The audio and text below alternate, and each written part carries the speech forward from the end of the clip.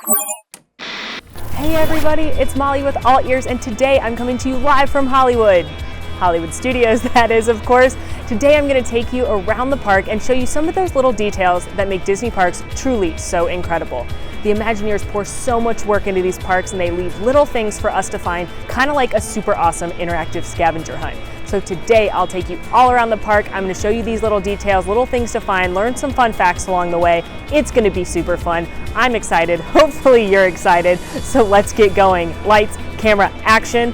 On with the show.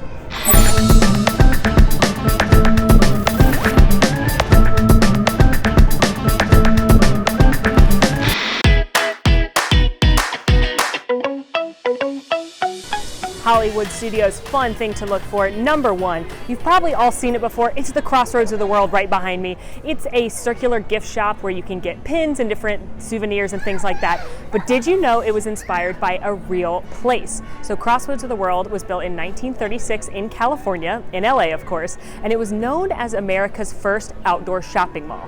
And it was designed to look like a cruise ship, and the structure you see behind me is what welcomed you into the shopping mall. Now, some people even say that the idea of theming buildings to look like something else helped inspire Walt for his idea for Disneyland and how he built the buildings there. So that when they opened Hollywood Studios, they wanted to give a nod to that monumental icon in California, in real Hollywood. But they made ours a little bit different, and they put Mickey on the top of the globe there. But a cool thing about Mickey, he's not just adorable and decorative. His ear is a lightning rod. All right, so I'm standing outside the Hollywood Brown Derby for fun fact number 2. So the Hollywood Brown Derby here in Hollywood Studios is modeled after the real Hollywood Brown Derby in where else? Hollywood.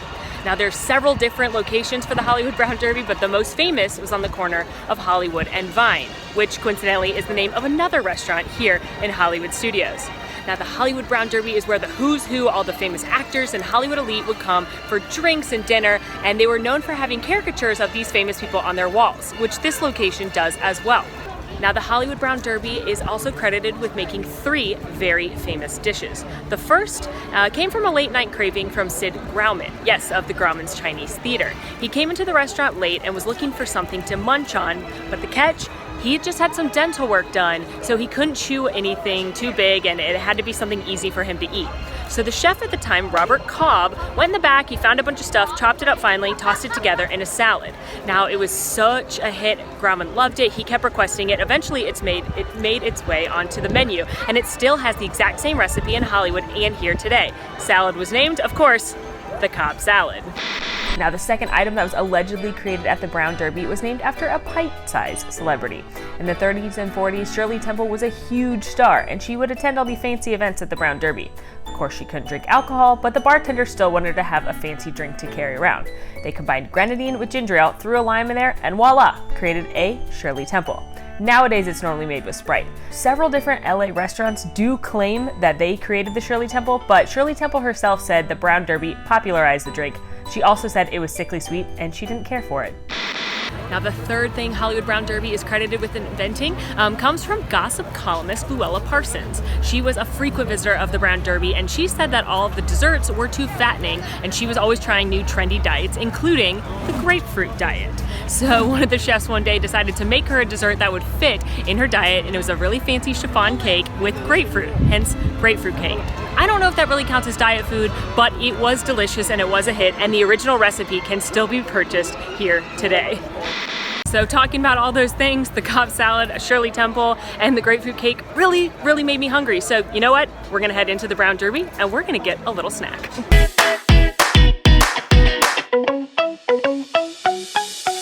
So I am sitting on the Brown Derby Lounge patio, which is a super awesome place a lot of people don't realize exists. It's the lounge patio connected to the Brown Derby, and there's a full bar and you can order off the full menu, or they have their own tapas menu that you can get, or some smaller portions of their most famous dishes. But you don't need a reservation, you can just come up and grab a seat when there's one available. It's a great place to sit back, relax, grab a cocktail, do some people watching, or you can probably hear the Star Wars show happening right now. So you can also have a seat for some of the entertainment here in Hollywood Studios. Definitely one of my favorite places to grab a bite or a cocktail. So the first thing I'm gonna try is a nice refreshing Shirley Temple. Tastes like childhood. And she put a glow cube in it for me. So cute. Adults, if you want to splash this up a little bit, you can put vodka in it, and then it's called a Dirty Shirley.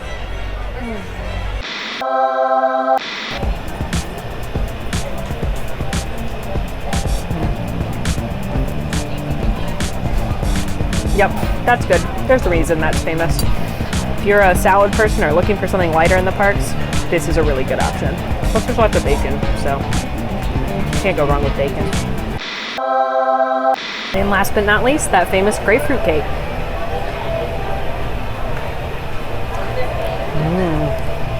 Definitely not diet food, but really light. That chiffon cake is fabulous.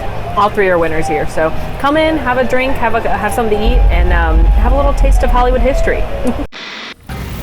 Fun thing to look for, number 3. I'm over in Echo Lake, and of course a park themed all about the movies has to pay homage to Walt and Roy's start making movies, of course. Over at Peavy's Polar Pipeline, right next to it, you'll see a door. It says Holly Vermont Realty on it, and on the 3rd floor, it says office space for rent. And that's because the first office that Walt and Roy ever rented was above an actual company called Holly Vermont Realty, and they rented a teeny tiny office space. Also, across the way at Hollywood and Vine, if you look up, you'll see a sign for Eddie Valiant Detective Agency and an odd-shaped silhouette next to it. Well, Eddie Valiant is the name of the detective in the 1988 live-action plus a dash of animation film Who Framed Roger Rabbit? And that weird silhouette, well, that's Roger Rabbit jumping out the window. All right, Hollywood Studios fun fact number 4. I am standing across the street from the shop Adrian and Edith's Head to Toe. Now, Adrian and Edith is a nod to 2 of Hollywood's most legendary costume designers. Adrian, who went by one name, before there was Oprah, before there was Cher, there was Adrian, and he's most famous for designing the costumes for The Wizard of Oz. Now, Edith is Edith Head, who actually holds the record for the most Academy Awards for costume design. She won 8 in her career. She did big movies such as Roman Holiday and The Sting, but another cool thing about Edith Head is she inspired one of my favorite Disney characters, legendary supersuit designer Edna Mode. Now, do you think Edith would allow capes? Interesting to think about. So, fun thing to look for, number 5. Most people when they're headed down Sunset Boulevard are a little nervous about the big giant, Tower of Terror ahead of them, to pay attention to some of these little details. But if you look on the right-hand side after you pass the trolley car, the Starbucks, you're actually going to see a billboard of what the Hollywood Tower Hotel looked like before that fateful night, before something spooky happened and the fright began. Anyway, you can see a billboard of what the Tower Hotel would have looked like in 1917, advertising, go stay at the awesome new luxury hotel. So that's a little thing to look for. Another thing to look for is at the end of the street, you're actually going to see a gift shop called Carthay Circle. Now, Carthay Circle, again, not just a random name, that's the name of the theater that premiered Walt's first full-length animated feature film in 1937. Anyone know what it was? Answer, Snow White and the Seven Dwarfs.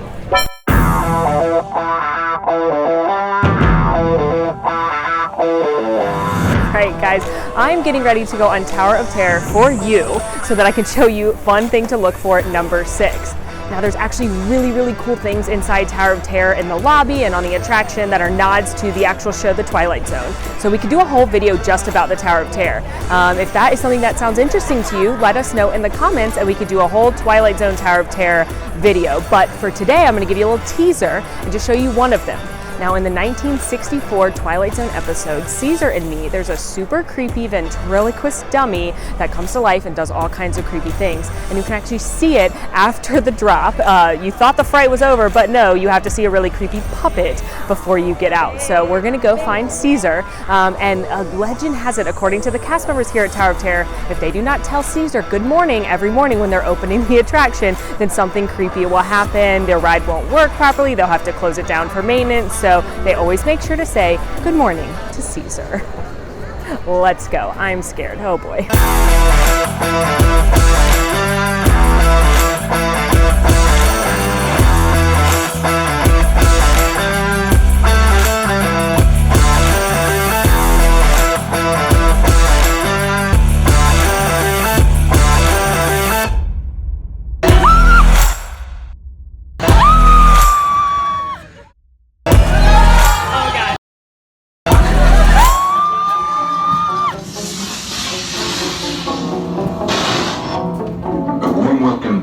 Those of you who made it, and a friendly Warning, something you won't find in any guidebook. Hello friends, Hollywood Studios funding to look for number 7. I am standing outside of the Chinese Theater, which is modeled after, of course, Grauman's Chinese Theater in Hollywood. And it was home to a lot of big movie premieres, including one of the most beloved movies of all time, Mary Poppins. So Mary Poppins debuted in 1964 at the Grauman's Theater in LA, but what you've probably walked past a million times is this window display outside of the Chinese Theater here at Hollywood Studios. Hanging, you will see some awesome pictures of Walt and Dick Van Dyke and Julie Andrews, as well as some recreations of the press pass, the police pass, and the tickets to get into that world premiere of Mary Poppins. So while there's nothing in the Chinese Theater right now, it is going to be Mickey and Minnie's Runaway Railway coming later this year. Next time you're at Hollywood Studios, definitely come over here and check out this window, and definitely look at these really cute pictures of Walt and Julie and Dick Van Dyke. It's really cool to see, you know, things from real Hollywood that took place, so important to this company here in Hollywood Studios.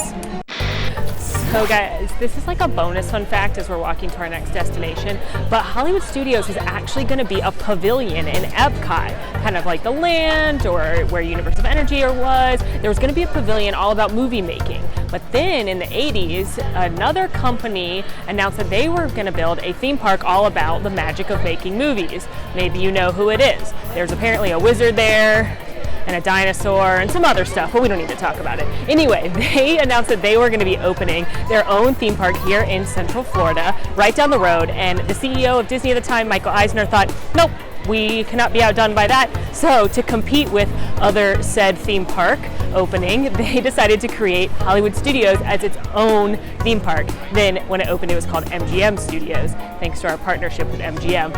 And to make things even a little better for Disney, we beat them by opening by almost an exact year. Disney's Hollywood Studios, aka MGM Studios, opened May 1st, 1989, and the other place I'm talking about, down I-4, opened in June of 1990. So over here in Echo Lake is Min and Bill's Dockside Diner. It's a quick service spot. They've got hot dogs, they've got different things, but you'll notice there's some crates on the outside of them. There's different packages being mailed. Some of them say things like cutlery and plates, but some of them you'll notice a few interesting addresses and addressees. One of them is going to a George Bailey in New York, sound familiar? And another one is going to Rick Blaine in Casablanca, Morocco. Again, sound familiar. So of course that is a reference to some of the most famous movies of all time, It's a Wonderful Life and Casablanca. And they actually do change out these crates sometime. We've seen Gone with the Wind references, we've seen Citizen Kane references, but just a really cool way to tip their hat to some of those famous movies ever made. All right, y'all, fun fact number 9. I am outside of the theater for Indiana Jones Epic Stunt Spectacular, and right outside the theater entrance, you can see that there's been an archaeological dig going on. There's a Jeep, there's some artifacts that have been tagged, there's some maps and tools and lanterns, and if you want to know who's been digging around here, there's a hat that I think will give it away. Also right outside the theater is this little dig site where you can see somebody's been trying to find something, and there's a sign that says, warning, do not pull rope. And if you listen closely, you can hear that someone's digging around in there. And come on, you know you want to.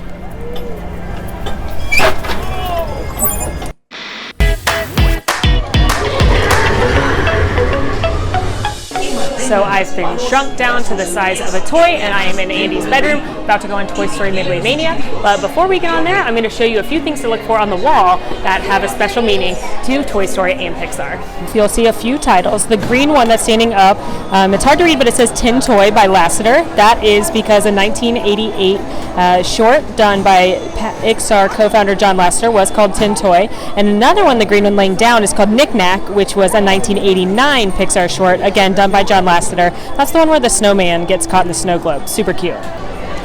Here we go. This is like the best ride. Ooh.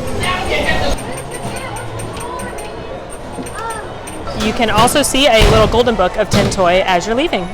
So another cool thing to look for in the attraction is on the toy box as you're getting on the cars. There's a barcode on it that says 121506. Again, not a coincidence. Toy Story Midway Mania was announced December 15th, 2006. Another super cool Easter egg in Toy Story Land is located outside of Woody's lunchbox. There's a little patch of grass that's roped off by the Kinects, and it's got a couple building blocks and a few dominoes, which really fits with the theming of the land. But if you notice, the only sides you can read are the letter A, and then the dominoes, one has a 1, one has a 1, and the next one has a 2 and a 1, which is 3. That's A113. That's an Easter egg that they put into every single Pixar film, because the classroom at Cal Arts, where the original Pixar founders and animators worked, was classroom A113. So it just makes sense that they'd hide that here in Toy Story Land, just like they do in all the Pixar movies.